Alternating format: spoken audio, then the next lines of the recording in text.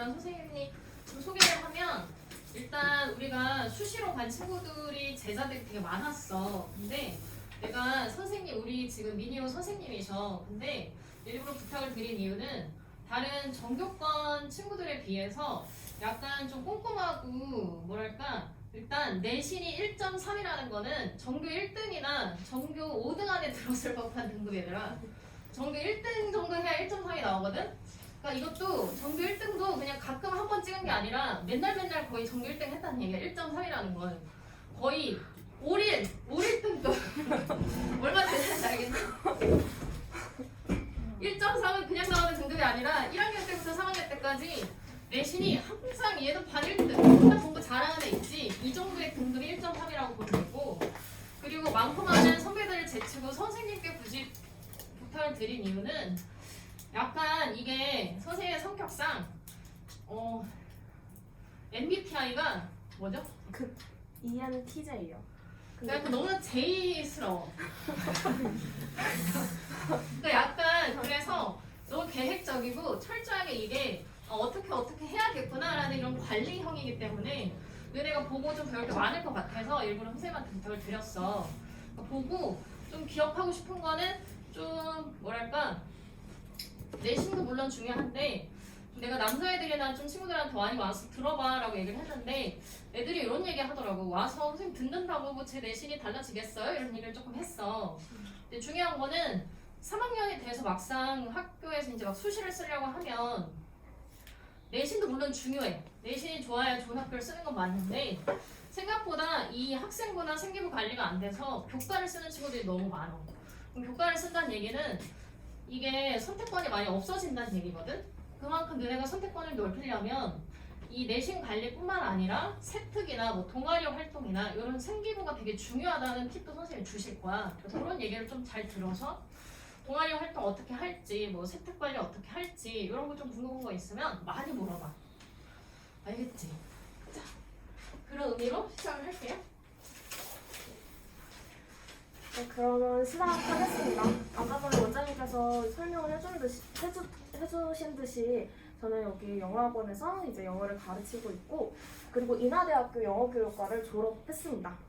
그래서 조금 더 간단하게 얘기하자면 저는 일반고 내신 1.3으로 졸업했고요. 그다음에 고등학교 3년 내내 전교 5위권을 유지했다고 적기는 했는데 사실 제 기억이 혹시 정확하지 않을까 봐 일단 조금 폭넓게 적어놓은 거고 그 고등학교 들어가면 학기 중에 그 전교 등수를 산출할 수 있는 시험이 한 학기에 총 3번 있어요. 중간고사, 기말고사 이거들을 합친 이거와 그 다음에 수행평가를 합친 학기말 이렇게 3개를 다 합쳤을 때 전교 1등을 해본 적도 있고 3등을 해본 적도 있고 거의 평균적으로 항상 거의 전교 2등을 유지를 했었습니다. 그리고 저는 수시 6개 모두 다 영어교육과를 지원을 했는데요. 그래서 지금 지원한 학교가 이 밑에 보이는 6개입니다. 근데 생각보다 서울에 영어교육과가 별로 없었어요. 연세대학교, 서강대학교, 성균관대학교 이런 학교들도 다 영어교육과가 없었고 그래서 제가 그 중에서 골랐었던 게 인서울에서는 한국외대, 고려대, 중앙대, 건국대를 넣었고 그 다음에 넣을 수 있는 학교들이 상명대, 충신대, 홍익대 뭐 이런 학교들이 있었는데 그거보다는 그냥 인천대, 인하대 이렇게 인천권까지 6개를 총 집어넣었습니다. 그래서 보시면은 초록색으로 되어 있었던 거는 1차 합격을 했었던 거고 그 다음에 최종적으로 합격한 거는 인하대랑 인천대를 합격을 했었는데 이제 저는 인하대로 진학을 결정을 했습니다. 그래서 보면은 사실 제가 내신 1.3이었던 것 치고는 학교 그 범위가 등급 범위가 굉장히 좀 많아요. 넓어요. 그 이유가 영어교육과를 쓰게 된 것도 있고 또 이제 한국외대랑 고려대는 거의 반 합격, 그러니까 90% 이상 합격을 앞두고 있었는데 좀 약간 지금 생각해보면 황당하면서도 가슴 아픈 일이 있어서 지금 최종 결정은 인하대랑 인천대를 했는데 그 한국외대랑 고려대를 놓칠 수밖에 없었던 이유는 뒤에서 다시 얘기를 해드릴게요. 그래서 오늘 내용 목차입니다. 첫 번째는 우리가 지금 다들 수시 준비하려고 여기 와 있잖아요. 수시 전형이 어떻게 이루어져 있는지 간단하게 먼저 말씀을 드릴 거고 그 다음에 과목별로 내신을 어떻게 관리했는지 그런 과목별 국영수, 탐구 이렇게 4개로 나눠서 내신을 어떻게 관리했는지 얘기를 해드릴 거고 그리고 세 번째로는 그냥 일반적인 공부법입니다. 과목별 내신을 관리한다기보다 조금 더 효율적으로 내 공부 스케줄을 관리하고 공부를 할 수 있는 공부 노하우들을 담았고요. 그리고 마지막으로는 성공적인 수시 전략을 위해서 무엇을 해야 되는지를 얘기를 해드릴 겁니다. 그래서 생활기록부 파헤치기라고 옆에 나와 있는데 제 생활기록부를 좀 담아봤어요. 엄청 많이 담진 않았지만 그래서 생활기록부가 이렇게 구성되어 있고 또 고려대를 합격할 수 있었던 1차 합격을 할 수 있었던 그 생활기록부는 이렇게 되어 있었고 또 여러분들은 앞으로 고등학교 준비하면서 어떤 식으로 생활기록부를 준비하셔야 되는지 그거에 대해서 좀 얘기를 해볼까 합니다. 자, 먼저 수시 전형에 대해서 말씀드릴게요. 수시 전형은 크게 교과랑 종합으로 나눠져 있는데요. 가장 큰 거는 정량적 평가와 정성적 평가라고 구분을 할 수 있는데 정량적 평가는 말 그대로 숫자입니다. 여러분들이 내신이 1등급부터 9등급까지 몇 점이 나왔나 그래서 1학년부터 3학년까지 그 전체적인 내신의 총합 그거를 교과로고 보시면 되고요. 그래서 거의 내신 성적 100%가 들어간다라고 생각하시면 됩니다. 일부 학교는 모집 요강에 뭐 비교과 10% 그리고 내신성 학생부 교과 90% 이렇게 나와 있는 경우도 있는데 거의 내신 성적으로 판단이 돼요. 비교과로 들어가는 부분은 거의 출결 부분인데 출결 부분은 그렇게 마이너스 점수가 크지는 않아요. 그래도 여러분들이 만약에 교과를 나중에 쓸 생각이 있으시다 그러면은 뭐 결석 이런 거를 최대한 좀 줄이는 게 도움이 되긴 하겠죠. 그다음에 평가 방법은 가장 첫 번째로는 여러분들의 그 내신 성취도를 평가를 합니다. 그래서 1학년 1학기 때부터 보통 3학년 1학기 때까지 이 내신을 총합을 내는데 이거는 사실 학교마다 좀 내신 산출 방법이 많이 달라요. 그래서 저 같은 경우도 한국 외대식으로 했었을 때는 내신이 1.0이 나왔고 다른 학교를 넣었을 때는 1.4가 나오고 다른 학교를 넣었을 때는 1.2가 나오고 그래서 이 내신 산출 방법은 학교마다 굉장히 다르기 때문에 이제 그렇게 학교마다 뭐 국영수만을 산출을 하느냐 아니면 국영수 탐구를 산출하느냐 이거에 따라서 내신 등급이 굉장히 많이 달라질 수 있거든요. 또 어떤 학교는 1학년 거를 뭐 20%, 2학년 거를 30%, 3학년 거를 50% 이렇게 따지는 학교들도 있고 학교마다 아무래도 산출 방법이 다르기 때문에 만약에 여러분들이 나중에 이제 수시를 지원하시게 된다면 이 학교의 모집 요강에 나와 있는 그 산출 방식대로 여러분이 산출을 해서 이제 자신의 위치를 판단하실 수 있겠죠. 그 다음에 내신 등급이 만약에 A라는 학생도 1.3이고 B라는 학생도 1.3이다. 그럴 경우에는 이 둘 다를 다 합격시키면 좋겠지만 그 다음으로 평가하는 게 과목별 성취도예요. 예를 들면 A라는 사람은 1등급을 받았는데 90점으로 1등급을 받았고 아니면은 전교에서 뭐 상위 1%로 합격을 1등급을 받았고 B라는 친구는 국어 과목에서 상위 한 10%로 1등급을 받았다. 그러면 상위 1% 그 학생을 뽑겠죠. 그래서 그냥 내신 등급이 중요할 뿐만 아니라 1등급도 내가 어떤 1등급을 받았냐 그 백분위도 같이 들어갈 수도 있어요. 근데 대부분이 내신 등급에서 많이 갈리기는 합니다. 그리고 상위 학교 경우에는 교과는 대부분 최저학력 기준이 있어요. 그리고 그래서 만약 여러분들이 교과를 나중에 쓰고 싶다 하면은 최저도 같이 생각을 하셔야 합니다. 그리고 그 밑에는 종합인데 종합은 정성적 평가예요. 말 그대로 수치를 보는 게 아니라 너네들이 학교 생활을 얼마나 열심히 했는지 볼게 라고 생각하시면 돼요. 그래서 가장 내신이랑 생활기록부를 둘 다 확인하는데 거의 근데 내신은 물론 내신도 중요하지만 이 생활기록부가 너무 좋으면은 이 내신이 좀 떨어진다 하더라도 합격할 수도 있고 내신이 너무 좋은데도 학교 생활을 진짜 너무 못했다 그럼 떨어질 수도 있고 그래서 이거는 학교별 인재상에 따라서 평가 기준이 굉장히 달라져요. 저 같은 경우는 저는 내신 1.3을 받으면서도 종합을 굉장히 열심히 준비를 했어요. 학교에 있는 모든 활동들은 거의 다 참여했고 수상 기록도 3년 동안 30개 이상을 받았습니다. 근데도 이제 선생님들 사이에서 너는 무조건 여기 학교 종합은 붙을 거야. 여기는 잘 모르겠는데 했는데 그 예측이 다 틀렸어요. 저는 고려대학교 1차는 그냥 수월하게 합격했는데 건국대학교 서류 1차에서는 떨어졌어요. 그래서 고려대는 합격했는데 건국대는 떨어졌다? 이 건국대 제가 떨어졌다고 했었을 때 서류 1차 떨어졌다고 했었을 때 고등학교 3학년부 그 선생님들이 다들 놀라셨어요. 여기는 하향일 줄 알았는데 왜 1차에서 떨어졌지? 그리고 내신도 좋았는데. 그래서 이런 식으로 종합은 정말 알 수가 없는 게 종합이에요. 학교별 인지상에 따라서도 평가 기준이 다르고 또 최저학력 기준은 학교별마다 달라지고 있는 추세입니다.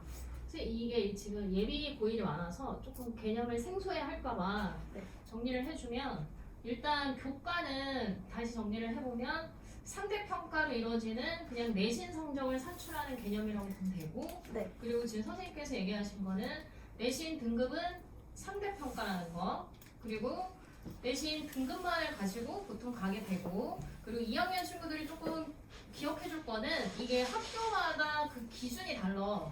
그래서 최저학력 기준이라고 해서 아까 선생님께서 얘기하셨는데 등급 산출이 조금 달라. 그러니까 나 망했네 라고 해서 종합을 보고 뭐 예를 들어서 종합적인 등급이 3.3인데 학교에 따라서 이게 과목별로 2.8이 갈 수도 있고 선생님 말 따라 2점 몇이 갈 수도 있고 이렇게 오르기도 하거든. 학교별로. 그거는 이제 3학년 때 찾는 거야 열심히. 그러니까 결론은 2학년 때 열심히 해서 수시를 쓸 생각이 있으면 포기하지 말고 일단 지금 열심히 해야 되는 상황이라는 거. 그리고 종합이라는 것은 보통 지금 친구들이 조금 간과하기 쉬운데 좀 저런 생활 기록부가 중요하다는 얘기를 좀 기억해 줬으면 좋겠어. 그래야 교과만 쓰지 않고 그리고 선생님께서 얘기하신 것처럼 교과는 최저학력이라고 해서 수능이라는 시험을 봐야 되는 거고 그러면은 내신만 좋으면 되는 게 아니라 이해가니? 써주시면 좋겠는데 내신만 좋은 게 아니라 최저가 있어야 된다는 얘기고 종합이라는 거는 일단 그냥 뭐 학교 생활 이렇게 가서 좀 너희들이 이 선택권이 조금 넓어져. 그리고 선생님 말처럼 뭐 고대도 쓸 수 있고 다양한 학교를 좋은 학교를 쓸 수 있으니까 자 그런 의미에서 학생부 관리를 하는 건 중요하다는 거. 그런 얘기를 지금 하신 것 같아요. 질문 있으면 좀 받아볼게요. 자신 있게 하세요. 질문? 자, 없으면 넘어갈게요. 그래서 교과 같은 경우는 학교마다 좀 다른데 어떤 학교는 뭐 2하 뭐 이렇게 요구하는 데도 있고 종합 같은 경우 아니면은 진짜 좀 빡센 학교는 뭐 3합 7 이렇게 3개 내신 3개의 그 수능 점수의 등급이 합쳐서 뭐 7개 예를 들면 2등급, 2등급, 3등급 이렇게 요구하는 경우도 있고 이건 학교별마다 굉장히 다르고 그리고 또 한 가지는 매년마다 요구하는 최저 기준도 사실 많이 달라지고 있어요. 작년에 비해서 올해 또 완화되는 학교들도 있거든요. 그래서 여러분들이 만약에 지금 이제 예비 고1인데 내가 나중에 고대를 쓰고 싶어. 근데 나는 지금 고대 모집요강 보니까 3합 7이네? 내가 그럼 세 과목에서 최소한 2등급은 맞아야 되잖아. 이렇게 해서 1학년 때부터 포기하면은 나중에 3학년 돼서 피 볼 수도 있거든요. 그러니까 왜 그러냐면 작년에는 뭐 2합 8이었, 2합 뭐 6이었던 데가 뭐 지금은 3합 7. 이거 되게 매년마다 그 기준이 달라져요. 그리고 또 완화되고 있는 추세이기도 하기 때문에 이건 좀 뒤에서 다시 또 얘기를 할 테지만 일단은 교과에는 이제 수능 기준이 있다. 이것만 좀 기억하시면 될 것 같아요. 그리고 종합 전형이 최근에 2024 입시로 많이 바뀌었습니다. 그래서 첫 번째는 원래는 자기소개서를 썼었어요. 그래서 저도 자기소개서를 썼었는데 자기소개서가 폐지되면서 이제 나의 생기부에서 부족한 면을 원래는 자기소개서로 더 덧붙일 수 있었어요. 예를 들면 자기소개서에 한 줄 나와있던 거를 이거를 끌어와서 약간 자소설이라고도 했거든요. 왜냐면 자소설을 자소설이라고도 했는데 생기부에 한 줄 나와 있는 거를 10줄로 늘려서 이 한 줄을 바탕으로 내가 이렇게 느꼈다라고 이렇게 소설을 쓰듯이 자기에 대해서 어필을 할 수 있었어요. 근데 이 자기소개서를 폐지했다는 거는 사실 어떻게 보면은 나 이제 자기소개서 그 긴 거 안 써도 되네? 라고 좋아하실 수도 있지만 다른 말로는 여러분들이 어필할 수 있는 하나의 그 기회가 놓쳐졌다는 걸 수도 있어요. 그래서 그에 따라서 여러분들이 어필할 수 있는 모든 근거가 다 생활기록부에 반영이 돼야 돼요. 그냥 한 줄 가지고 10줄로 더 이상 뻥튀기를 할 수 없기 때문에 생활기록부가 더 중요해졌다는 의미가 되고요. 그리고 생활기록부에서 이제 대입 입시를 할 때 미반영되는 목록이 더 늘어났습니다. 첫 번째로는 교내수상. 교내수상 목록이 더 이상 대입 반영이 들어가지 않아요. 그리고 개인적으로 봉사활동. 저 같은 경우 개인 봉사활동을 거의 100시간 가까이 다른 곳에서 했었습니다. 제 진로와 연계돼서. 근데 더 이상 그런 것들이 도움이 되지 않아요. 근데 개인 봉사활동이라고 했으면은 학교 봉사활동은 들어갈 수 있어요. 예를 들면은 선생님의 지도 하에서 이루어지는 봉사활동, 아니면 학교에서 프로그램으로 진행되는 봉사활동, 이런 거는 여전히 들어갈 수는 있습니다. 그리고 독서 기록. 독서 기록은 사실 3학년 때 애들이 채우려고 참 많이 노력해요. 막 겉에 표지랑 뒤에 목차만 읽고 적으려고 하고, 그리고 그거를 가지고 내가 이 책을 읽으면서 뭘 느꼈고 뭘 배웠다 이렇게 좀 쓸 수 있었는데 그것도 이제 더 이상 안 들어가게 됐죠. 그리고 동아리도 원래는 학교에서 정규적으로 만드는 정규 동아리가 있었고, 학생들끼리 우리 이런 거 한 번 더 연구해 볼래? 이런 거 한 번 더 활동해 볼래? 라고 할 수 있었던 자율 동아리가 사라졌어요. 원래 자율 동아리가 있었을 때는 이게 굉장히 큰 도움이 됐었어요. 왜냐면 학교에서는 여러분들한테 제공할 수 있는 프로그램은 제한이 있어요. 만약에 내가 의과 대학을 가고 싶다. 근데 학교에서 의과 대학에 연계돼서 뭔가 프로그램이 별로 없잖아요. 그래서 그거를 학생들끼리 자율 동아리로 만들 수 있었는데 더 이상 이것도 사라진 거죠. 그러면 이 말뜻은 뭐냐? 여러분들이 학교에서 쓸 수 있는 모든 프로그램은 다 끌어와서 생활기록부에 넣는 게 더 중요해진 거예요. 여러분들 스스로 학교에서 안 해줘서 내가 할게, 이게 조금 더 이상 많이 힘이 약해졌어요. 그런데 한 가지 더 얘기해주고 싶은 게, 저는 그 교내 수상을 30개 정도 받았다고 했잖아요. 있는 대회는 그냥 다 나간 거거든요. 근데 이제 교내 수상에 들어가지 않았으면은 이제 그거 안 해도 되겠네? 수상이 안 필요가 없는데 나 그럼 학교 대회 안 나가도 되는 거 아니야? 그건 아니에요. 왜냐면 학교의 교내 대회를 나갔으면은 그거를 어디다가 써줄 수 있냐? 밑에 여기 보이는 세부 능력 및 특기 상황에 그 과목 선생님이 적어주실 수 있어요. 예를 들면 저 같은 경우에는 영어 말하기 대회에 나갔어요. 근데 그거를 교과 그 세부 능력 특기 사항에 영어 교과 선생님이 써주셨어요. 그래서 이 아이는 영어 말하기 대회에 나가서 우수한 성적을 거두었다. 그러면은 내가 물론 교내 수상 목록에 교내 수상 영어 말하기 대회를 더 이상 올려놓을 수는 없지만 세부 능력 특기 사항에 얘는 이런 활동들을 했구나라는 걸 보여줄 수가 있는 거예요.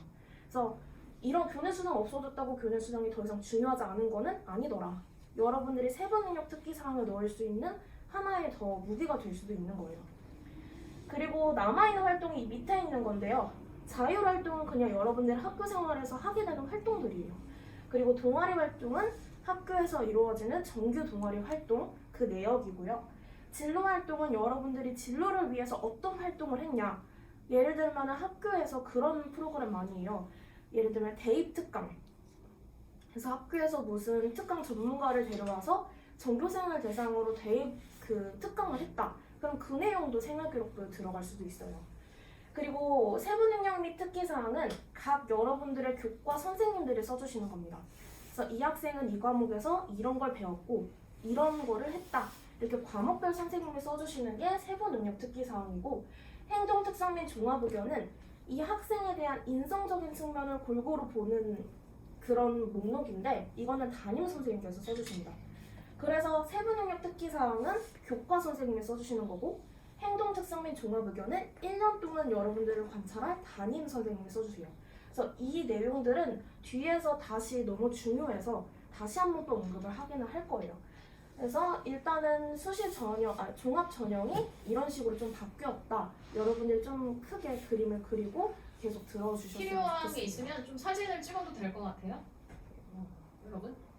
그리고 자율활동이 뭐죠? 자율활동이라는 게 예를 들어 학생회에 들어갔다면 학생회 활동이 될 수도 있고, 아니면은 무슨 여러분들이 학교에 있는 무슨 프로그램에 들어갔다. 그럼 그 프로그램도 들어갈 수 있고, 저 같은 경우에는 뒤에 나오겠지만 학교에서 하는 그 학생회나 자치법정이나 아니면은 뭐 축제 때 도우미 활동을 했던 것들, 이렇게 학교 생활에서 하는 그냥 여러분들이 참여하는 활동들이에요. 저거를 동아리도 하시고 자율활동도 하시고. 네.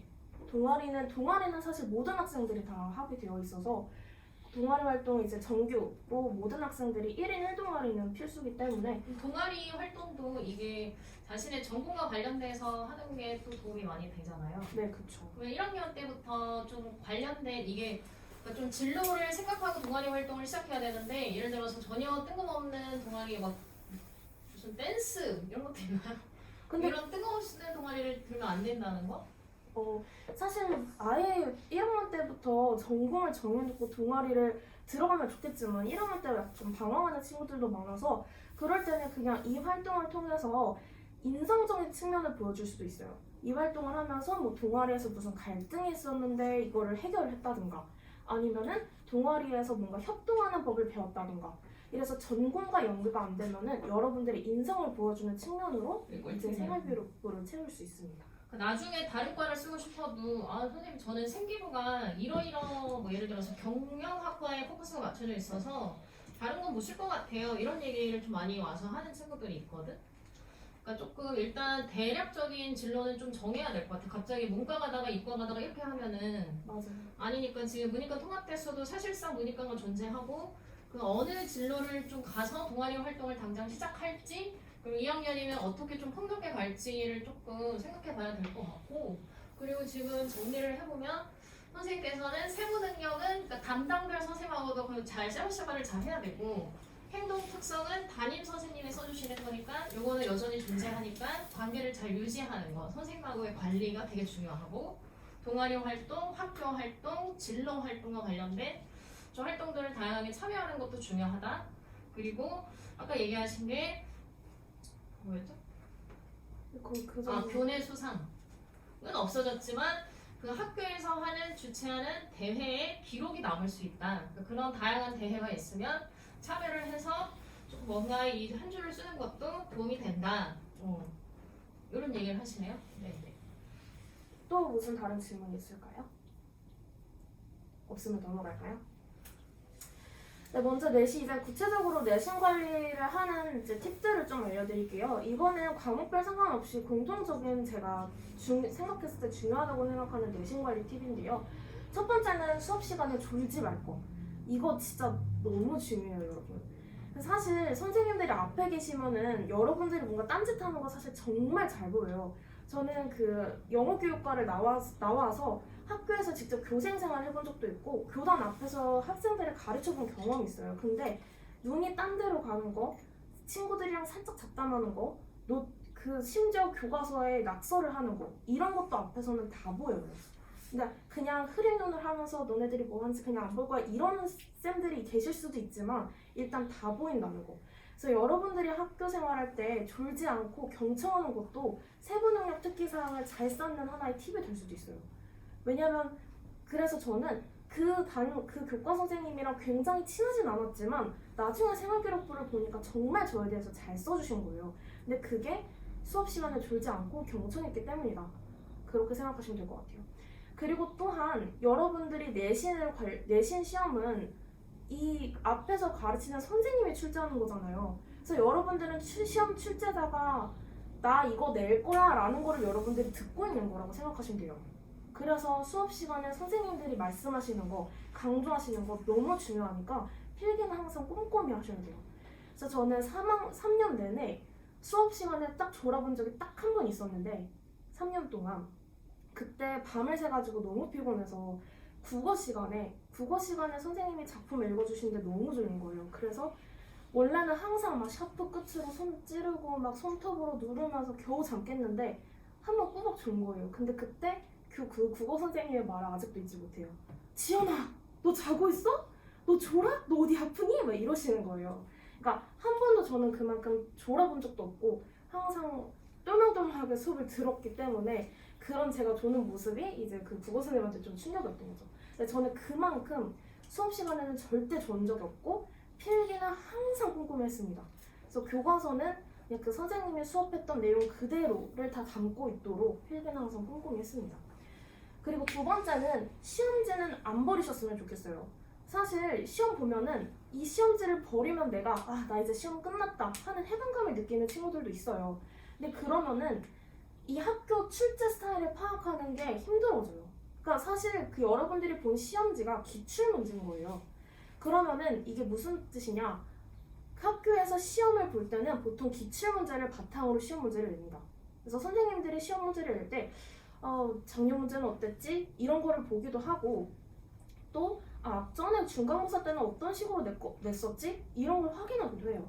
그리고 또 하나는 중간고사 때 여러분들이 시험을 봤잖아요. 그러면은 여러분들이 나를 가르치는 선생님들은 문제를 이런 식으로 내는구나 라고 확인할 수 있어요. 그러니까 선생님들의 실제 스타일을 파악할 수 있는 거예요.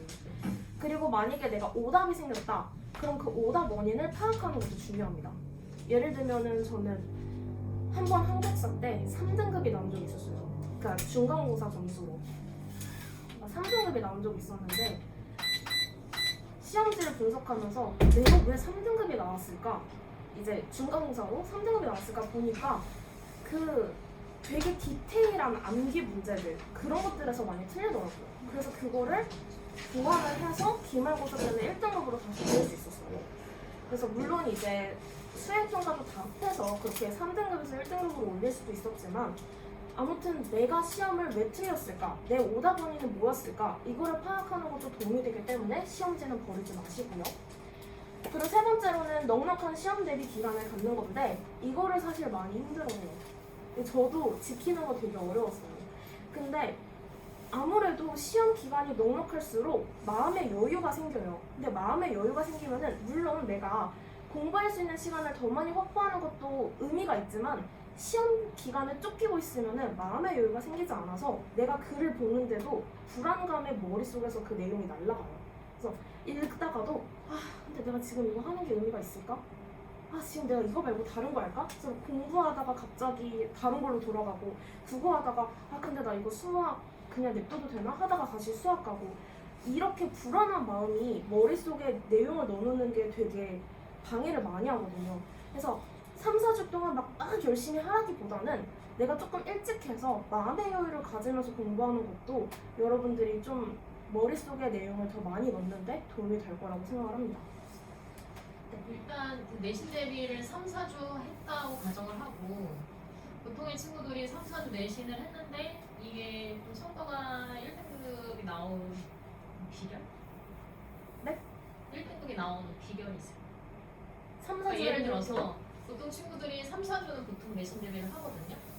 근데 문제는 나는 첫 번째 수업 시간에 열심히 듣고 전날 자기 전에 복습을 꼭 했다 이런 거라든지 그런 좀 추가적인 팁이 있나요? 저는 항상 그 수업 정리를 잘했던 것 같아요. 그러니까 저 같은 경우는 뒤에서 또 다시 한번 나오겠지만 사실 공부했던 시간이 그렇게 긴 편은 아니었어요. 그러니까 약간 소위 말하면은 쟤는 노는데도 점수 잘 나오는 애? 약간 그런 느낌이었거든요. 근데 저는 뭘 알았냐면 내가 앞에 앉아서 많은 글을 읽고 많은 문제를 푸는 게 내 머릿속에 이게 다 들어오는 행동이 아니라는 걸 알고 있었어요.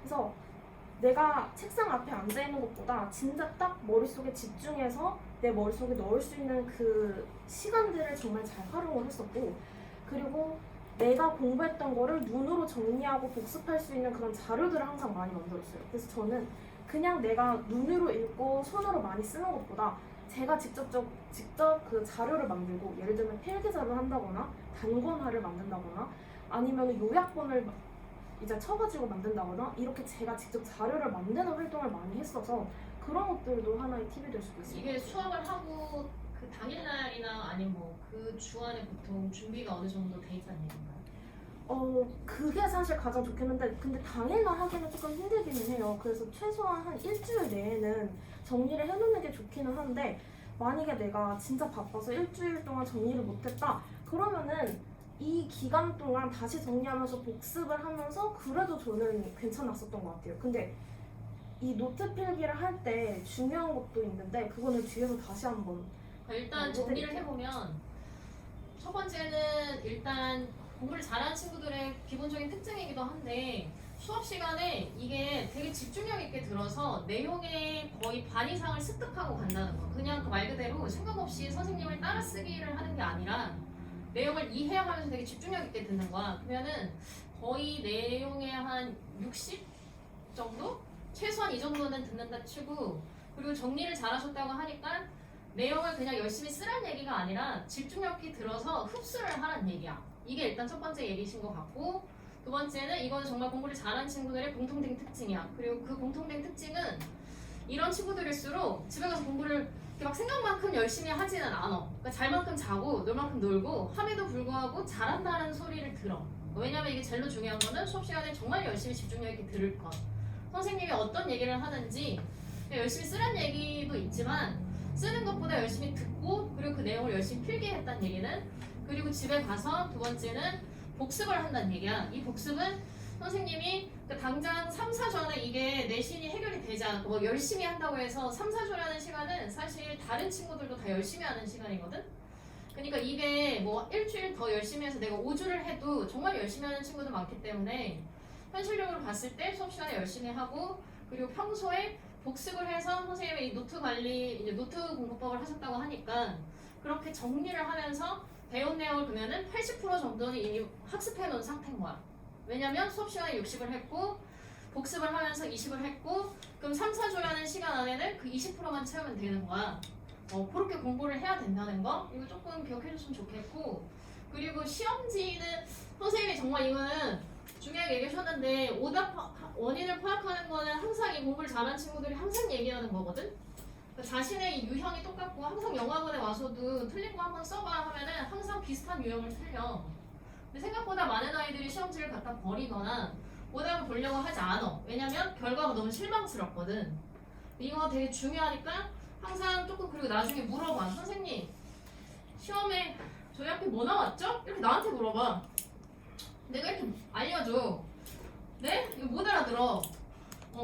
본인이 보는 건 되게 중요하거든? 이것도 좀 기억해줬으면 좋겠어요. 시험지 버리지 말기. 어쨌든 되게 이렇게 얘기하는 것 같지만 나름의 정말 팁이야. 중요한 팁이니까 좀 내가 어떻게 공부를 하고 있나를 좀 잘 봤으면 좋겠어. 잘하는 친구들은 이미 3, 4주의 내신 기간 전에 80% 이상을 지금 다 아는 거야. 얼마나 잘하겠어. 그래서 이 시험 대비 기간이 최소 3, 4주 준비 기간을 갖는다는 게 근데 이거는 그 3, 4주 이외에는 원장님께서 말씀해 주셨듯이 공부를 아예 안 한다는 게 아니라 저는 이 3, 4주 기간에는 하루에 4시간 자면서 그냥 진짜 집중해서 공부를 했던 게 3, 4주였고 그 이외에는 그냥 학원 숙제하고 그 다음에 수학 숙제하고 내가 오늘 뭐 배웠나 한번 훑어보고 이거는 사실 고등학교 생활 내내 하긴 해야 돼요. 그래서 이 3, 4주는 진짜 내가 모든 혼신 힘을 다 쏟아서 여러분들이 벼락치기 하기 전에 그 마인드를 3, 4주 정도는 가져야 된다는 거고 최소입니다 여러분. 최소 3, 4주는 가져야 된다는 거고 그 외의 시간에 아직 시험 5주 남았네 놀자라는 그런 얘기는 아니에요. 그거는 중요할 것 같아요. 그리고 이게 성적의 차이가 나는 이유는 첫 번째까지 계속 얘기하는 건 수업 시간의 차이 그리고 평소 얼마나 복습을 했냐의 차이기 때문에 나는 시험 기간에 막 1시간, 2시간 자고 공부하는데 왜 안 나오지가 아니라 이게 평소에 내가 준비하는 그게 달랐던 거야. 얼마나 집중을 했고 얼마나 그리고 평소에 준비를 했냐 이런 거를 조금 기억해놓고 꾸준히 해줬으면 좋겠어. 중요한 얘기를 좋은 얘기를 해주셨네요. 네. 그러면 이제 국어부터 볼게요. 국어는 진짜 필기가 너무 중요해요 얘들아. 그래서 저 같은 경우에는 교과서에다가 단권화를 했는데요. 단권화라는 게 국어 같은 경우에는 선생님이 약간 프린트물 그런 것들을 많이 주세요. 그럼 거기에다가 프린트를 하다 보면은 교과서가 비어있는 경우도 있거든요. 그럼 저는 교과서에도 필기를 하고 그 프린트에도 필기한 거랑 또는 문제집에서 나왔을 때 이것도 기억해볼 만한데 이런 것들을 다 합쳐서 국어 교과서에다가 필기를 다 했어요. 그래서 보면은 진짜 백지가 없을 정도로 진짜 필기를 정말 꼼꼼히 많이 해놨거든요. 그래서 그게 국어는 제일 중요한 것 같아요. 문제를 많이 푼다기보다는 수업 시간에 필기를 꼼꼼히 하고 그 필기를 모아서 많이 회독해보는 거. 사실 국어는 그 지문 전체 내용, 교과서에는 그 지문 전체 내용이 다 있잖아요. 근데 거기다가 필기를 다 해놓으면은 여러분들이 그 국어 지문들을 다 다시 읽어보면서 수업 내용을 그대로 다시 회독할 수 있어요.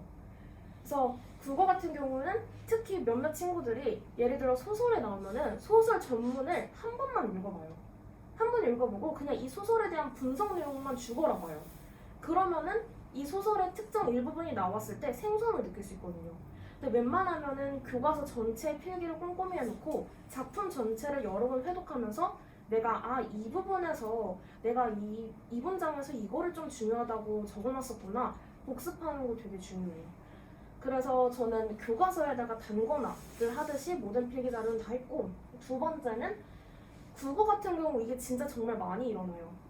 왜냐면 국어는 사실 객관적인 과목은 아니잖아요. 해석이 필요한 해석이 필요한 과목이다 보니까 이제 작품을 계속 읽다 보면은 이제 뭔가 이거는 이런 내용일 것 같아 라는 그런 고집이 생길 수 있어요. 그래서 예를 들면은 뭐 시를 읽어보는데 이 시의 표면적 의미가 이거고 내면적 의미가 이건데 나는 여기에서 더 나아가서 뭔가 작가가 이런 걸 의도했을 것 같아. 이거 틀릴 수도 있어요. 그래서 괜히 작품 많이 읽으면서 나는 이거를 더 이렇게 생각해 라는 식으로 더 작품 해석을 과하게 투영하지 않기를 바래요. 그리고 세 번째로는 국어는 제 주변에 공부를 잘했던 전국관 친구들의 얘기를 다 들어봐도 문제집을 많이 푸는 게 좋은 과목은 아니에요. 왜냐하면 특히나 국어 같은 경우는 여러분들이 그 교과서 관련된 문제집을 사면은 작품에 대한 해설이 굉장히 꼼꼼하게 되어 있어요. 그리고 문제를 풀다 보면은 이거 되게 나는 한 번도 못 들어본 개념인데 이거 문제집을 풀면서 내가 이런 개념을 배우는구나 하면서 중요하다고 생각을 해요. 근데 그 문제집에서 해석하는 방법이랑 그리고 우리 그 과목 선생님이 학교 선생님이 생각하시는 방법이랑 그 해석 방향성이 좀 다를 수도 있어요. 그래서 문제집에서 이거 내가 수업 시간에 못 들었던 거야. 이거 중요하겠네. 이거 시험 나오면 나 틀리겠다 라고 생각하는 게 아니에요. 그냥 학교에서 이거 안 배웠네? 그럼 선생님은 이렇게 생각하지 않나 보구나 하고 그냥 가볍게 넘어갈 줄도 알아야 돼요. 그래서 국어 같은 경우는 문제집을 물론 풀어보는 것도 도움이 되지만 그냥 무작정 많이 푼다고 좋은 과목은 아니고 문제집에 많이 의존하는 것도 좋은 것도 아니고 이거는 진짜로 모든 전교권 친구들이 다 이글만 말했던 거는 필기가 중요해요. 필기. 그럼 교과서가 몇 프로 정도 될까요? 교과서를 보는 그 비중이요? 저는 거의 한 70, 80% 된다고 봐요. 그래서 문제집을 안 풀고 1등급을 나오는 친구들도 많아요. 그래서 문제집을 안 푸는 경우도 있는데 그래서 아무래도 필기가 가장 중요한 과목인 것 같아요. 이게 좀 덧붙이자면 선생님이 또 중요한 얘기 해주셨는데 영어도 보통 하는 얘기가 얘들아 똑같거든? 보통 중학교 때 문제집을 많이 풀면서 공부하는 친구들이 있어. 그리고 이런 친구들은 10이면 10, 100이면 100, 고등학교 가서 성적이 100% 안 나와. 이건 장담해줄 수 있는데 문제집은 일단 되게 개념이 얄팍해. 그리고 어디서 본 것 같은데? 라는 느낌이지 그게 개념이 남지는 않거든? 내가 만약에 50점이야. 국어가 50점인데 문제집을 겁나 풀고 학원을 다녔더니 뭐 조금 향상은 될 수 있어. 70점, 80점 이렇게는 가는데 너네가 원하는 등급까지 가려면 결론은 7할, 8할이 다 이 교과서에서 나온다는 얘기야. 그리고 그걸 얼마나 필기하는지가 되게 중요하다는 거지. 영어도 똑같거든. 와가지고 맨날 읽어라고만 하는 것도 결론은 문제집은 나중에 복습하는 20, 30%에 불과하다는 거야. 뭔 말인지 아니? 이거 좀 기억해줬으면 좋겠어. 그래서 국어는 이 정도 정리를 할 수 있을 것 같고요. 그 다음에 영어인데요. 영어는 암기랑 회독이 정말 중요한 과목이에요. 그래서 물론 이것도 필기가 중요하지만 이제 우선순위로 따지면은 암기랑 회독이 더 중요하다. 근데 그 학원에서도 많이 읽어라고 하잖아요. 근데 그때 그냥 눈으로만 훑어서 그냥 쭉 읽는 거는 되게 좀 무의미해요. 그냥 읽는다는 거는 내가 이 문장이 해석이 잘 되는가, 그리고 이 문장에서 중요한 어법은 뭐였었지? 학교랑 학원에서 강조했었던 포인트는 뭐였었지? 이런 거를 좀 생각하면서 읽는 게 중요한 거지. 그냥 눈으로 문장 샥샥샥 읽어보고 넘어가고 샥샥샥 읽어보고 넘어가는 거는 나중에 머릿속에 남는 게 그렇게 많지 않을 수 있어요. 그래서 문장을 좀 꼼꼼히 씹어가면서 내가 이 단어 아는가 모르는가, 이 문장 해석할 줄 있는가 없는가, 이거를 보는 게 정말 중요하고요. 저 같은 경우에는 이거를 눈으로만 훑었을 때는 잘 안 와닿아서 구문 분석 자료를 직접 만들었어요. 근데 이 자료를 만들었다는 거는 다시 말해서 학원에서 들었던 거랑 학교에서 들었던 그 필기들을 머릿속으로 읽어본 다음에 비어있는 지문을 저는 직접 쳤었거든요. 그래서 지문을 직접 쳐보고 아니면 손으로 써서 비어있는 그냥 지문에다가 제가 직접 이렇게 끊어가면서 이거 뭔가 중요했다고 했었던 어법 같아 하면 이렇게 표시해가면서 비어있는 그냥 텍스트에 제가 직접 구문 분석을 해보는 연습도 했었어요. 그러니까 이거는 이제 배운 내용을 토대로 문장 분석을 직접 해봤는데 이거는 사실 1번의 내용을 눈으로 직접 보기 위한 작업이 2번이라고 생각하시면 돼요. 1번에 있었던 내용을 눈으로 보기 위해서 2번을 했었고, 그리고 세 번째로는 지문별 주제 정리랑 내용 정리는 저는 중요하다고 생각을 했습니다. 왜냐면 고등학교 영어 단어는 생각보다 시험 범위가 굉장히 넓을 수도 있어요. 넓을 거예요. 그러면은 이 많은 지문들을 다 머릿속에 집어넣는 게 때로는 헷갈릴 때도 있거든요. 이게 뭔 내용이었지? 헷갈릴 수도 있어요. 근데 만약에 내가 여기 옆에다가 지문별 주제 정리나 아니면 내용 정리를 간단하게 적어 놓으면은 내가 이렇게 적는 행동이 머릿속에 생각보다 많이 남거든요. 그래서 이 내용은 내가 이거 내용 정리를 이런 식으로 했었던 것 같아. 이 지문의 주제는 이런 거였던 것 같아. 시험지를 딱 받았을 때 그걸 떠올리면은 답을 유추하는데도 꽤 도움이 많이 돼요. 내용 정리가 기억이 난다는 거는 이 내용 글의 흐름이 기억난다는 거고, 그러면서 다시 일치불일치 문제도 해결할 수도 있고 아니면 주제나 제목 찾는 것도 좀 해결할 수도 있고, 그래서 이 세 가지가 가장 좀 중요한 것 같습니다. 영어에서는. 그러면은 처음에는 읽고 두 번째는 정리를 하면서 공부 하셨나요? 좀 상세하게 공부 순서를 좀 알려주시면 도움이 될까요? 네, 첫 번째로는 읽는 게 먼저, 읽는 거랑 회독을 하는 게 가장 중요해요. 내가 아무것도 모르면은 구문 분석을 할 수가 없잖아요. 그래서 첫 번째로는 많이 읽어보고, 그러면서 이 부분은 내가 이렇게 끊었었구나. 이 문장은 주어 동사가 이렇게 됐었구나. 그리고 이 문장은 이렇게 해석하는구나. 이거를 여러 번 회독을 한 다음에 내가 이 내용을 어느 정도 머릿속에 집어넣었다 라고 하면은 이 2번으로 넘어갔어요. 그래서 비어있는 텍스트에다가 내가 직접 끊어도 보고, 그다음에 접속사에 체크도 해보고, 이 어법은 뭔가 중요했다고 했었던 것 같아. 아니면 이 문장은 이 지문에서 좀 주제문인 것 같아. 이런 거를 다시 직접 해보고, 그 다음에 학원에서 배웠던 거나 아니면 학교에서 했던 거랑 비교해보면서 나는 이걸 놓쳤었구나. 이거는 내가 잘못 체크했구나. 이런 걸 하면은 내가 얼마만큼 회독을 했나, 얼마만큼 암기했는가를 눈으로 좀 볼 수 있는 것 같아요. 그럼 지문별 주제 정리랑 내용 정리는 그 1번 단계에서 읽으면서 이해하는 단계에서 하셨던 거예요? 네. 그러기도 하고 아니면은 마지막 회독을 하면서 시험 전에 회독을 하면서 맞아 이거 이런 내용이었어 하고 정리해둘 때도 있어요. 근데 이게 그때 고대 그 선배님이 와서 했던 얘기도 국어랑 영어를 공부하는 팁 중에 하나로 들었던 친구는 알겠지만 지문별로 구조도를 그렸다. 그러니까 자기는 영어랑 국어를 특별히 하지 않았음에도 불구하고 일단 글을 읽으면서 주제 정리랑 저건 되게 중요한 거거든.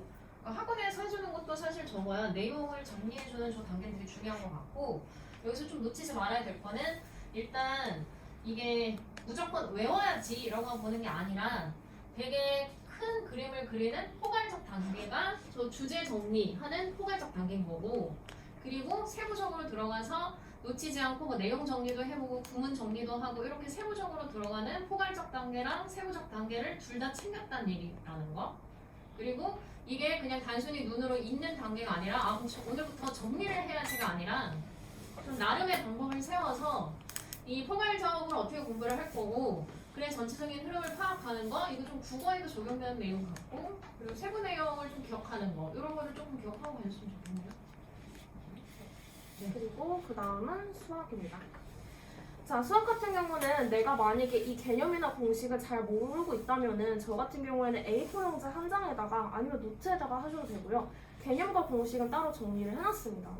개념이랑 공식은 모르면은 아예 애초에 문제를 풀 수 없는 거잖아요. 내가 이 문제를 푸는데 이 공식이 기억이 안 나. 앞에 들어가서 보고 다시 넘겨서 문제 풀고, 앞에 넘겨서 보고 다시 넘겨서 풀고, 시험 기간에는 공식이랑 개념을 적어서 볼 수가 없잖아요. 그래서 이런 습관보다는 한번 따로 모아서 정리해놓고 이거를 외우고 문제 풀 때는 최대한 개념이나 공식 안 보면서 문제 푸는 거.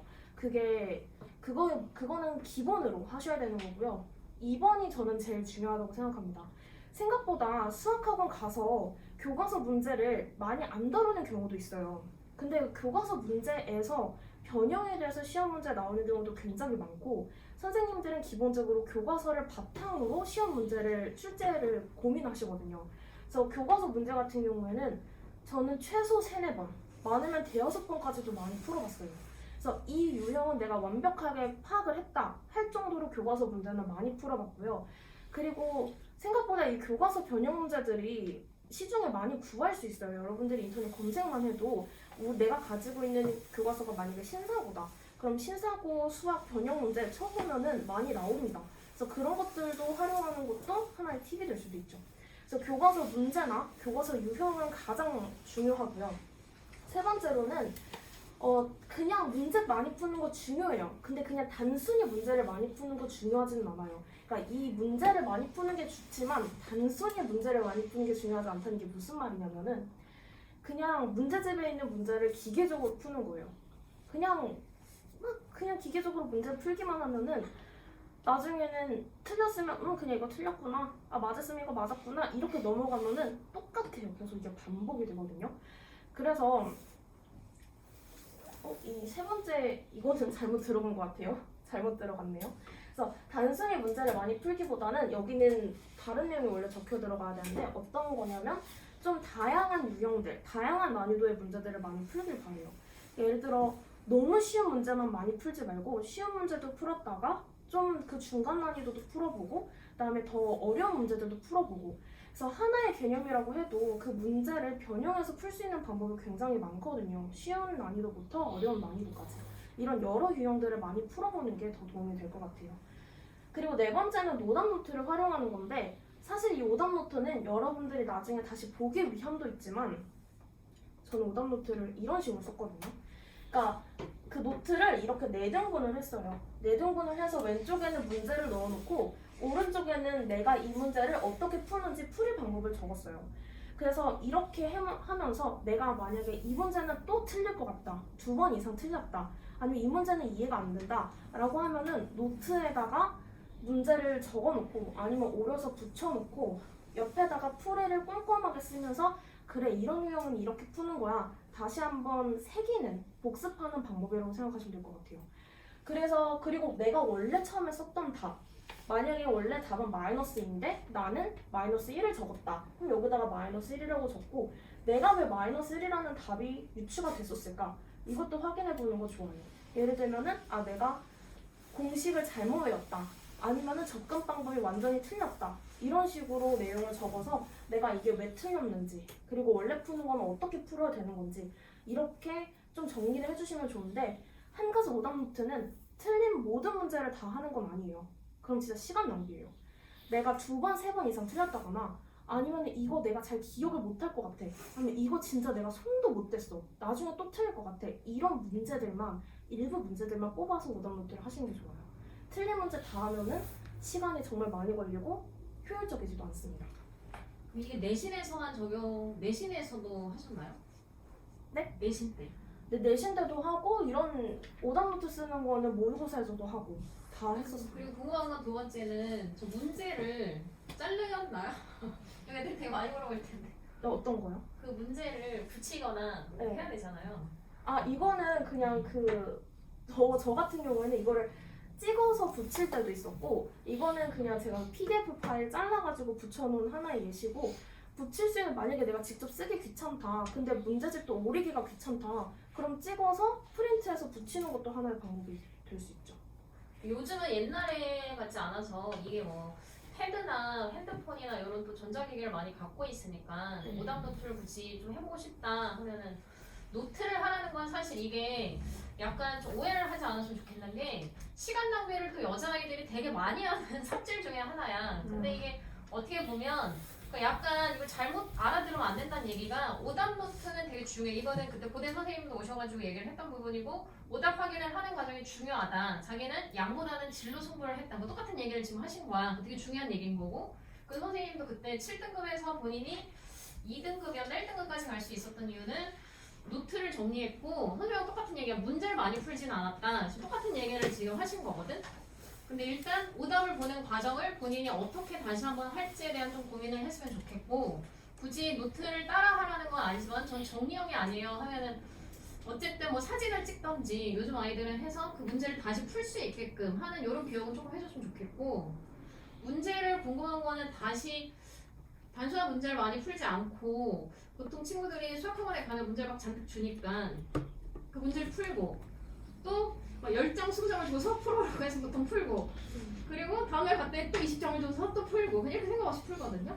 근데 이게 학원을 다녔다면 이 양질의 문제를 어떻게 좀 가려서 풀어야 되는 건지 그래서 보통 하루에 많은 시간을 그냥 학원에서 시키니까 좀 수동적으로 풀다가 끝나는 친구들이 너무 많거든요.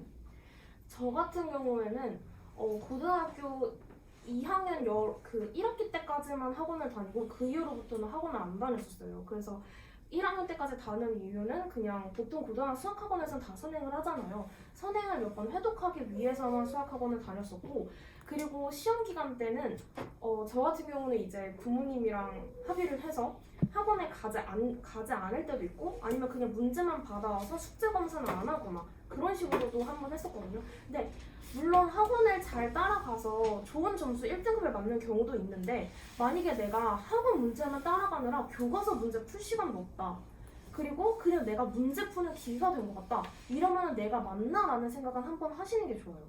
그래서 단순히 막 문제를 기계적으로 학원에 앉아서 푸는 것보다 교과서 문제는 일단 꼭 풀어보셔야 되고요. 그리고 만약에 내가 그냥 너무 기계적인 수학 기계가 된 것 같다, 이러면은 방금 말씀드렸던 대로 한번 내가 하고 있는 게 맞나라는 생각을 해보시는 게 좋아요. 그리고 약간 덧붙이자면 영어도 학원에 오면 문제를 잔뜩 주는 이유는 집에서 저런 과정이 선행돼야 되는 거거든. 뭐 개념과 공식을 이해하고 뭐 원리를 이해하고 영어도 여러 해독을 한 다음에 그 마지막 단계에서 문제를 주는 건데, 일단 문제가 그 앞에 과정이 다 생략되고 생각 없이 문제를 푸는 친구들이 너무 많아. 이거는 수학에서도 얘기가 나왔던 거고 아까 국어에서도 얘기가 나왔던 거니까 내가 이만큼 많은 문제를 풀었어. 하루 종일 수학학원에 있었고, 근데 정말 딱 이 뚜껑을 열어보면 뭐 30점, 50점 이렇게 막 뒷목을 잡는 친구들이 정말 많아. 그러니까 이게 나 열심히 하는데 수학에 재능이 없나 봐가 아니라 방법이 틀렸다는 좀 생각을 해봤으면 좋겠어. 이게 선생님이 좀 생각해보면 다 지금 정답이 있는 거야. 너네가 지금 공부해야 되는 거에 좀 정답이 있다라고 보거든? 이거 좀 기억해. 좋은 얘기네요. 기억하고 써. 너네 지금 기억 하나도 안 날 걸? 그 다음에 마지막으로는 탐구 과목인데, 탐구 과목 같은 경우에는 탐구 과목이 가장 정리 노트를 만드는 게 제일 효과적인 과목이에요. 그래서 저는 정리 노트를 이런 식으로, 이건 제가 사회 탐구했었던 게 아직까지도 지금 집에 남아있는 게 있어서 가져왔는데, 저 같은 경우는 이런 식으로 필기를 했었거든요. 근데 한 가지 여러분들이 이 정리 노트 만들 때 주의하셔야 되는 게, 꼭 노트 필기 해라, 정리 노트 만들어라 그러면은 지문의 교과서에 나와 있는 문자를 그대로 베껴 쓰는 경우가 있어요. 그거 진짜 시간 낭비고 도움 하나도 안 돼요. 그래서 웬만하면 지문이나 교과서나 아니면은 뭐 문제집에 나와 있는 언어들은 조금 좀 고급지거나 아니면은 되게 막 장황하게 풀어 쓰거나 아니면 내 머릿속에 쏙 박혀서 보이는 그런 문장이 아닐 확률이 정말 높아요. 그러면 저 같은 경우는 그 문장을 읽어보고 이 문장을 제 말로 바꿔서 필기를 했었어요. 만약에 긴 문장이면은 어떻게 짧게 줄여볼까? 이런 고민을 하는 것도 이 내용을 머릿속에 외우는 하나의 방법일 수도 있거든요. 그래서 저는 가장 많이 했었던 게 약간 이런 표 같은 거를 참 많이 그렸어요. 그래서 내용을 글로 풀어져 있는 거를 표로 줄여서 넣어놓고, 이런 식으로 두 가지의 관점이 나와 있으면은 표로 이 두 가지를 서로 비교해보고, 그리고 중요한 내용들은 이렇게 형광펜으로 그려보고, 그리고 이렇게 필기도 이렇게 좀 눈에 딱 보이게 좋게 해놓고. 보통 어떤 친구들이 노트 필기를 해보고 정리 노트를 만들려고 했었을 때 그냥 줄글만 쭈르륵 적혀있는 경우가 많아요. 그러면 눈에 안 들어와요. 정리 노트는 내가 중요한 거를 베껴 쓰는 게 아니라 내 말로 바꿔서 써야 되기 때문에 예쁘고 막 줄로 장황하게 길고 이게 아니라 눈에 딱 보기 좋고 내가 딱 이 필기를 봤었을 때 어떤 내용이었는지 바로 회상이 가능하게끔 만들어야 합니다. 그래서 저는 가장 추천하는 방법이 표를 만들거나 도표를 그리거나 아니면은 약자를 쓰거나 약오를 쓰거나. 그래서 그런 경우가 많아요. 보통 막 잘하는 애들의 노트를 빌려왔는데 내가 이해가 하나도 안 된다, 이런 얘기들이 보통 많거든요. 그러면은 그 잘하는 애들은 내가 봤던 내용을 나만의 말로 바꾸고 내가 다시 복습하기 좋은 말로 바꿔서 노트를 써서 그런 거거든요. 그래서 노트를 필기를 할 때 항상 어느 과목이든 나만의 언어로 바꿔서 필기하는 게 정말 중요합니다. 그래서 이렇게 도표나 이런 거를 활용하는 것도 참 좋은 방법입니다. 그 질문에 일단 좀 정리 노트를, 그러니까 노트를 정리하는 친구들도 보기는 했는데 이것도 조금 오답 노트의 연장이긴 한데, 그러니까 예를 들어서 시험이 3주 남았는데 노트 정리를 먼저 하자 이러다가 노트 정리를 하면서 끝나는 친구들도 되게 많거든? 그 노트 정리만 하다가 끝나는 거야. 그리고 말 그대로 저렇게 이렇게 일목요연하게 정리를 하는 개념이 아니고 막 이렇게 문장 안에서 계속 써 그냥 똑같이 막 베끼는 거죠. 그리고 막 베끼다가 이게 잘못된 방법이라는 얘기가 정말 질색하는 거고 막 뭐라고 하는 것 중에 하나인데 그러니까 활용을 하면 되게 좋고 일목요연하게 정리를 하면 되게 중요한데 그러니까 선생님이 강조해 주셨으면 하는 게 첫 번째 언제 그러니까 예를 들어서 배운 그때 미리 노트를 정리만 했다 좀 이런 거를 포인트를 짚어주셨으면 좋겠고 두 번째는 정리를 할 때 그리고 또 하나의 아이들의 좀 방법 중에 하나가 학교에서 프린트물을 주니까 교과서를 잘 안 읽고 일단 뭐 다양한 이유긴 하지만 풀 시간도 없고 읽을 시간이 없으니까 그냥 학교에서 주는 프린트물을 그냥 이렇게 베끼는 개념으로 좀 정리를 하는 친구들이 있거든요. 그러니까 교과서를 가지고 나는 뭐 어떤 교재를 가지고 정리를 이렇게 했다 이런 걸 좀 구체적인 언제 노트 정리를 했고 뭘로 했고 이런 것도 조금 붙여주시면 좋겠어요. 저 같은 경우에 노트 정리는 보통 근데 노트 정리가 생각보다 시간이 많이 걸리긴 해요. 왜냐면은 그냥 글자를 그대로 베껴 쓰는 거는 사실 시간이 많이 안 들어요. 그냥 내 손만 힘들거든요. 그런데 만약에 내가 이거를 조금 더 표로 그리고 만들고 하는데 조금 더 시간이 걸릴 수도 있어서 저 같은 경우는 보통 근데 사실 이 중간고사, 기말고사는 계속 몇 달마다 계속 주기적으로 찾아와서 그냥 가장 편한 거는 그 주에 공부했으면 그 다음 주에는 그 전주에 공부했던 거를 정리하는 거 그것도 좋은 것 같아요. 만약에 사실 오늘 배운 거 오늘 바로 정리할게 라고 하면은 그날 만약에 당일에 다른 일정이 있거나 학원을 가거나 그래서 놓치면은 그냥 계속 끝도 없이 밀리거든요. 그래서 이렇게 하루하루마다 복습을 한다기보다는 최소 만약에 내가 그 당일날에 복습을 못하면은 지난주에 했던 내용 그 다음 주에 복습하고 그 다음에 그 주에 했던 내용은 그리고 그 다음 주에 복습하고 이런 식으로 한 주 간격만 이렇게 띄워도 될 것 같고 만약에 내가 이것도 안 되겠다 그럼 2주 간격이라도 근데 가장 좋은 거는 그 다음 주에 하는 게 가장 좋긴 해요.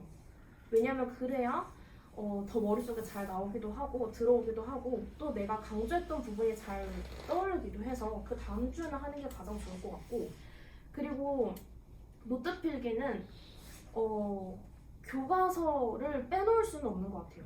저는 항상 시험 보기 전에 교과서는 한번 꼭 읽어보거든요. 그러니까 사실 선생님들이 주는 그 프린트물 같은 것들이 교과서 내용을 정리해 놓은 거잖아요. 근데 그 프린트물에 빠져있는 그 약간의 예시들이나 더 보태쓸 수 있는 그런 설명들이 다 교과서에 나와 있어요. 예를 들면은 프린트물은 교과서의 요약본이기 때문에 이 요약본을 보고 이해하기보다는 전체 내용을 보고 그 다음에 요약본을 보는 순서가 맞겠죠. 그래서 저 같은 경우에는 한쪽에는 교과서를 놓고 한쪽에는 프린트물을 놓고 이 두 개 내용을 아울러서 보통 필기를 했던 것 같아요. 그리고 교과서 읽고 프린트 한번 확인해보고 그리고 정리하고 추가 내용을 덧붙이는 네, 그래서 그런 식으로 했었고 그래서 항상 필기를 할 때는 옆에는 교과서, 옆에는 그 프린트물 항상 옆에 같이 두고 했었어요. 그래서 만약에 내가 요약본, 프린트물을 보다가 이거 약간 좀 내가 좀 헷갈리는 개념인데? 그러면은 교과서에서 다시 읽어보면서 확실하게 이해하고 덧붙일 거는 덧붙이고 그리고 나중에 문제집을 풀다가도 헷갈리는 개념이 있다. 그럼 문제집에서 풀었던 개념은 여기에 다시 포스트잇을 붙여놓기도 하고요. 이게 좀 덧붙이자면 그리고 강조해주고 싶은 거는 아까 선생님께서 얘기하신 본인은 60%는 수업 시간에 소화를 했고 20%는 내신 기간을 준비하기 전에 끝냈다. 그 20%에 들어가는 과정이라고 생각을 해주셔야지 막 3주 남고 4주 남았는데 할 거 너무 천진데 막 그 시간 안에 지금 정리를 하기에는 너무 늦었다는 거. 그러니까 그 내신이 들어가기 전에 이미 단권화를 해서 약간의 세팅이 되어 있어야 된다라는 거지. 이걸 내신 기간에 하고 있기에는 되게 많은 시간이 소요된다는 걸 기억하고 복습을 꼭 해달라는 이거고 두 번째는 그 보통 프린트로만 공부를 하는 친구들도 또 열이면 열 시험을 못 보는 경우가 너무 많습니다. 왜냐면 생각 없이 외우는 경우가 너무 많거든요. 그러니까 이게 공부가 이해에서 시작돼야지 모든 공부의 시작이 왜 점수가 안 나오냐의 제일 본질적인 문제는 방법에 대한 고민을 해야 하고 그리고 얼마나 노력을 해야 되는지 문제인데 지금 어쨌든 방법을 찾아가는 과정이니까 좀 얘기해주고 싶은 거는 교과서를 읽어보라는 얘기를 좀 해주고 싶어요.